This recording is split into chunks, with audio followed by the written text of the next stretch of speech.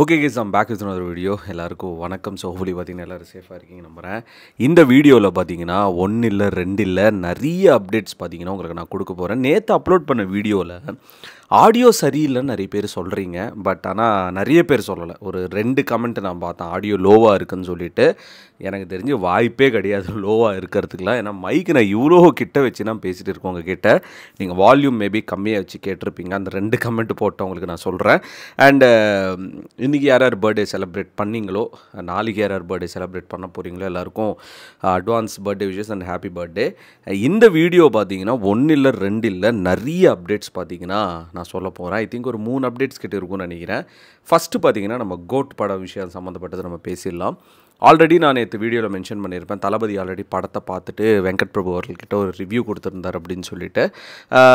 இந்த வாரம் like coming week Saturday R Sunday, அது கரெக்டாக எனக்கு தெரியல, இது ஒரு நியூஸ் பரவலாக பார்த்தீங்கன்னா பேசப்படுது. தளபதி அவர்கள் மறுபடியும் கோட் படத்தை கம்ப்ளீட்டாக பார்க்க போகிறாங்களா. அந்த படம் பார்த்திங்கன்னா அந்த போஸ்ட் ப்ரொடக்ஷன் ஒர்க் கம்ப்ளீட்டாக முடிஞ்சு தளபதியை மறுபடியும் இன்வைட் பண்ணிவிட்டு அந்த படத்தை பார்க்க வைக்க போகிறாங்க. ஒரு ஃபைனல் ப்ரிவ்யூவாக இருக்கும்னு நினைக்கிறேன். ஸோ அதுக்கப்புறம் it's gonna be direct release. இந்த ஒரு தளபதி வந்து அந்த படம் பார்த்ததுக்கப்புறம் எனக்கு தெரிஞ்சு ட்ரெய்லருக்கான விஷயங்கள் இருக்கும். அண்ட் நான் கேள்விப்பட்ட வரைக்கும் ஆகஸ்ட் 20 அப்படின்னு சில பேர் சொல்கிறாங்க, ஆகஸ்ட் 15 ட்ரெய்லர் வரும்னு சில பேர் சொல்கிறாங்க. எது உண்மைன்னு சொல்லிட்டு தெரியல.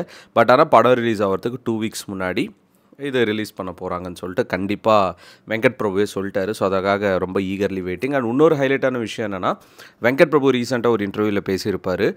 விசில் போடு சாங், ஃபுல் வீடியோ சாங், பயங்கர ஒரு வேறு லெவலில் இருக்கும். டான்ஸ் பர்ஃபார்மன்ஸ் எல்லாருமே என்ஜாய் பண்ண அந்த பாட்டை பார்க்க போகிறீங்க தேட்டரில் அப்படின்னு சொல்லிட்டு அவர் ஒரு இதில் மென்ஷன் பண்ணியிருப்பார். அண்டு நாளைக்கு நம்ம டாப் ஸ்டார் பிரசாந்த் அவர்களோட ஒரு படம் ரிலீஸ் ஆகுது. அவர் நிறைய யூடியூப் சேனல்ஸில் இன்டர்வியூ கொடுத்துட்டே இருந்தார். அதில் அவர் ஒரு விஷயம் ஷேர் பண்ணியிருப்பார்.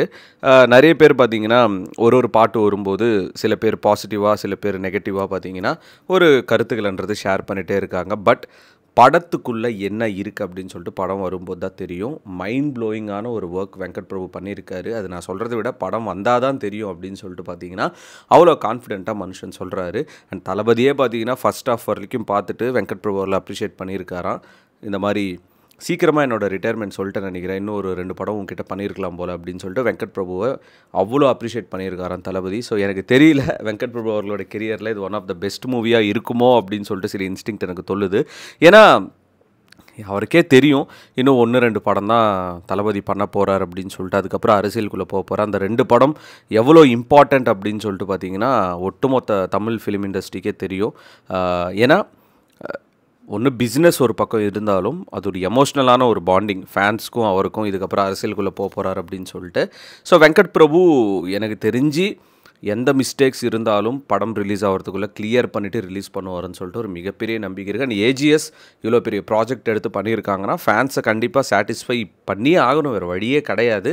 So fingers crossed. அண்ட் இன்னொரு விஷயம் என்ன அப்படின்னா, இது அஃபிஷியலாக பார்த்தீங்கன்னா சொல்லியிருந்தாங்க, தளபதி அவர்களோட ரோல்ஸ் ராய்ஸ், அவர் ஒரு கார் வச்சுருப்பார், எல்லாருக்கும் தெரியும். அந்த காரும் சரி, அவர் வச்சுருக்க ஒரு வோல்வோ அப்படின்னு ஒரு பிராண்டான கார், இந்த 2 காருமே அவர் சேல் பண்ணிட்டாராம். ஸோ இந்த கார் 2மே நம்ம சென்னையில் இருக்கிற எம்பையர் கார்ஸ் அப்படின்னு சொல்லிட்டு, எம்பையர் ஆட்டோஸ் நினைக்கிறேன், ஈசிஆரில் இருக்குன்னு நினைக்கிறேன், அந்த ஷாப்பில் தான் சேலில் இருக்குது அப்படின்னு சொல்லிட்டு கேள்விப்பட்டேன். ரோல்ஸ் ராய்ஸில் மட்டும் சம்திங் ஏதோ சில ரீஸ்டோரேஷன் ஒர்க்ஸ் மட்டும் பண்ணணுமா. இந்த 2 கார் அவர் சேல் பண்ணிவிட்டு புதுசாக பார்த்தீங்கன்னா லெக்ஸஸ் பிராண்டில் ஒரு கார் தளபதி வாங்கியிருக்காரு. ரீசெண்டாக நிறைய பேருக்கு சோஷியல் மீடியாவில் பார்த்தா தெரிஞ்சிருக்கும். தளபதி பார்த்தீங்கன்னா BMW 7 சீரீஸில் ஈவி வெஹிக்கிள் ஒன்று வாங்கியிருந்தார், எலக்ட்ரிக் வெஹிக்கிள். இப்போது அவரோட ரோல்ஸ் ராய்ஸும் வோல்வோவும் சேல் பண்ணிவிட்டு லெக்ஸஸில் ஒரு வண்டி வாங்கியிருக்காராம். இது தெரியல என்ன விஷயம் அப்படின்னு சொல்லிட்டு.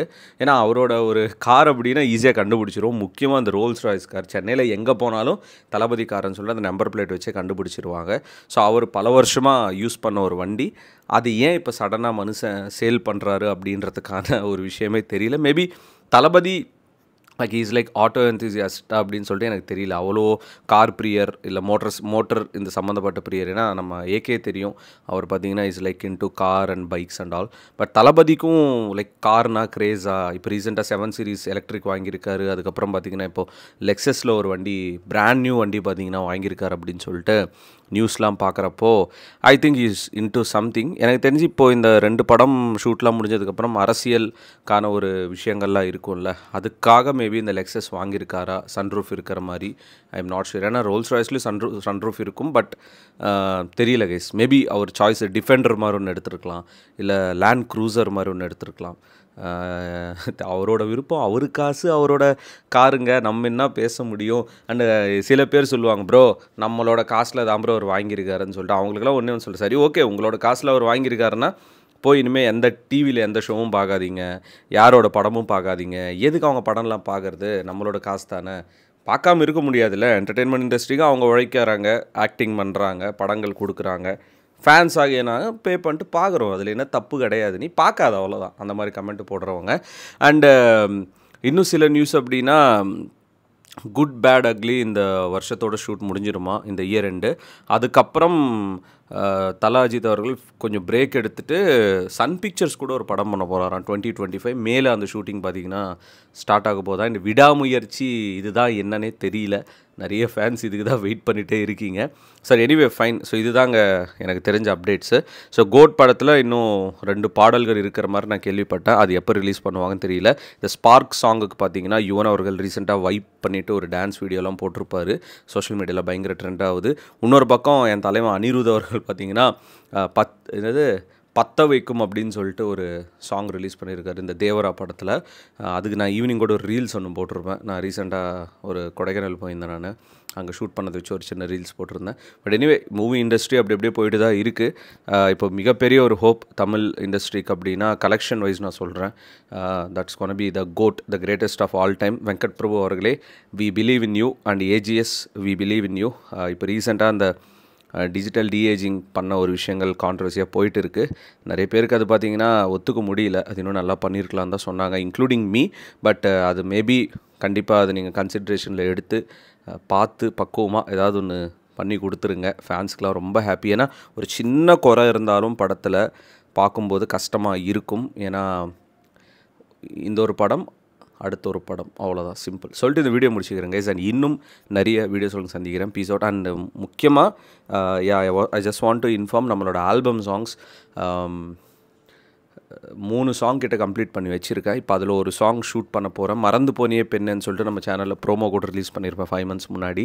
அதுக்கப்புறம் அந்த ஃபுல் சாங் என்னால் ரிலீஸ் பண்ண முடியல. ஏன்னா வெறும் ட்ராக்காக நான் ரிலீஸ் பண்ணிவிடுவேன். ரொம்ப எஃபர்ட்ஸ் போட்டு பண்ண ஒரு பாட்டு அது. ஒரு ப்ராப்பர் மியூசிக் வீடியோ பண்ணிவிட்டு ரிலீஸ் பண்ணலான்னு சொல்லிட்டு ஐம் ஜஸ்ட் வெயிட்டிங்.